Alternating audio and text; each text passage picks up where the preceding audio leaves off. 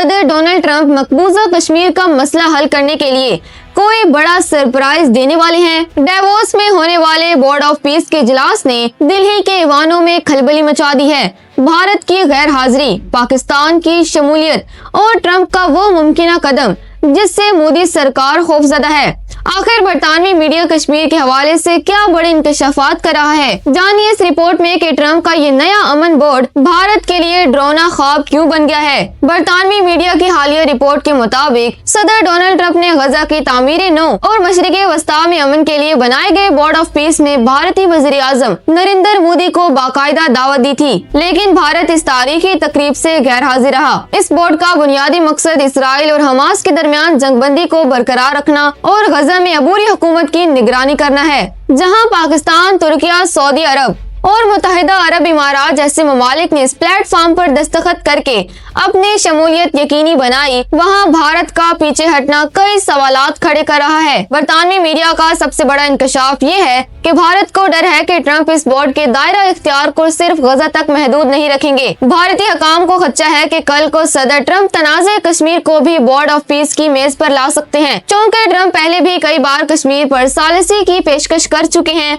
इसलिए भारत को लगता है कि इस बोर्ड में शामिल होने का मतलब ट्रंप को अपने अंदरूनी और इलाकाई मामलात में मदाखलत का मौका देना है। भारत का ये फैसला इसके अमेरिका के साथ ताल्लुकात और मगरबी एशिया में इसके असर और रसूख को मुतासिर कर सकता है। साबिक भारतीय सफीर अकबरुद्दीन ने सूरत-ए-हाल पर सख्त तबसरा करते हुए कहा है कि भारत को हरगिज इस बोर्ड का हिस्सा नहीं बनना चाहिए। उनका कहना है कि ये बोर्ड अक़वाम मुत्तहिदा की करारदाद नंबर 2803 से मुतसादिम हो सकता है, जिसके तहत इस बोर्ड की मुद्दत 31 दिसंबर 2027 तक तय की गई है और इसे हर 6 माह बाद रिपोर्ट करना लाजमी है। भारतीय माहिरीन का मानना है कि अगर भारत इस बोर्ड में शामिल हुआ तो वो इसके हर फैसले की तौसीक करने का पाबंद हो जाएगा, जो भारत की रिवायती खुदमुख्तार खारिजी पॉलिसी के खिलाफ जा सकता है। नाज़रीन, ये सूरत-ए-हाल आलमी सियासत में एक बहुत बड़ी तब्दीली की निशानदही कर रही है। पहली बात, पाकिस्तान की कामयाब सफारतकारी। पाकिस्तान ने इस बोर्ड में शामिल होकर खुद को एक पीस मेकर यानी अमन लाने वाला के तौर पर पेश किया है, जबकि भारत के इंकार ने उसे दिफाई पोजीशन पर ला खड़ा किया है। अगर ट्रंप कश्मीर को इस बोर्ड में लाते हैं तो ये पाकिस्तान के लिए एक बड़ी सिफारती फतह होगी, क्योंकि पाकिस्तान हमेशा से आलमी सालिसी का हामी रहा है। दूसरी बात, ट्रंप का अनप्रेडिक्टेबल रवैया। डोनाल्ड ट्रंप वो शख्सियत है जो किसी भी वक्त कोई भी बड़ा फैसला कर सकते हैं। भारत जानता है कि ट्रंप अक़वाम मुत्तहिदा के पुराने ढांचे को पसंद नहीं करते और वो अपना एक नया निज़ाम यानी बोर्ड ऑफ पीस बनाना चाहते हैं।